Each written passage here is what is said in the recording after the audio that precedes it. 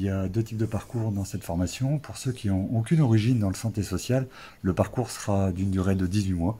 Par contre, ceux qui font partie des diplômes acceptés vont avoir un parcours allégé de 12 mois. Nous avons un dispositif d'accompagnement sur l'ensemble des formations avec un planning dédié. En fonction du parcours retenu, 12 ou 18 mois, les apprenants vont être plus longtemps en structure chez l'employeur pour pouvoir maîtriser la structure et apprendre les gestes professionnels. Il y a différents blocs, ça se passe en 5 blocs et du coup le premier bloc c'est accompagnement de la personne dans les gestes de la vie quotidienne.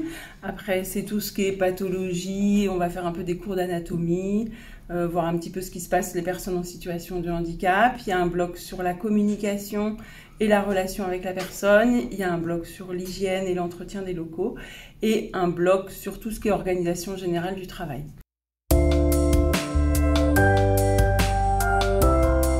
Pour rentrer en apprentissage, en fait, pour rentrer à l'IFAS, il faut trouver un employeur qui va vous suivre et vous accompagner pendant 1 an ou 18 mois, dans lequel vous irez des périodes de stage. L'avantage pour la structure, c'est d'avoir du personnel compétent qui forme et du coup qui l'encadre régulièrement. L'avantage pour l'apprenti, c'est d'avoir un terrain qu'il connaît et sur lequel il y est sur du plus long terme. Et l'autre avantage, c'est l'aspect financier, c'est que pendant tout le temps d'apprentissage, il a une rémunération en fonction de son âge.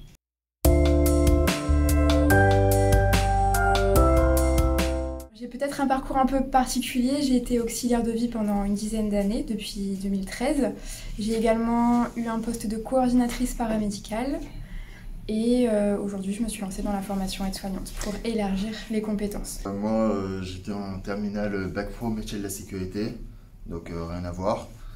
Et voilà, et après j'ai décidé de me réorienter parce que j'ai découvert aussi que aider les personnes c'était quelque chose que j'appréciais. On peut intégrer cette formation quel que soit le niveau qu'on a, quel que soit le niveau d'études où on est arrivé, CAP, bac ou pas bac. On peut intégrer la formation.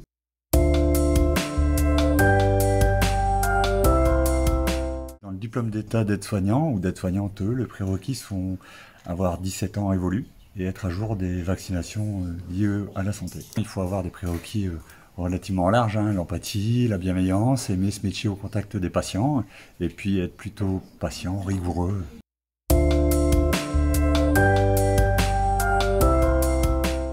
Comme vous voyez, on dispose d'un plateau technique qui permet d'aborder l'ensemble du parcours de la formation, de l'enfant à l'adulte autonome ou non autonome, en fonction de l'endroit où l'apprenti interviendra. Alors on a des équipements qui vont permettre le soin et le service à la personne, la manipulation, la gestion au quotidien vers la personne qui est accompagnée. Donc ça peut être de l'animation également, il faut aussi occuper ces temps-là différents, mais également surtout la partie soins et d'accompagnement médical au travers des gestes que l'aide-soignant est capable d'apporter aux résidents.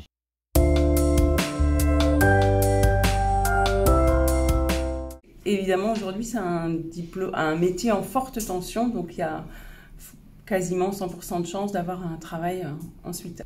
Une fois la formation faite, voilà, on a les acquis et on peut se lancer, quoi. Il y aura toujours des postes à pourvoir.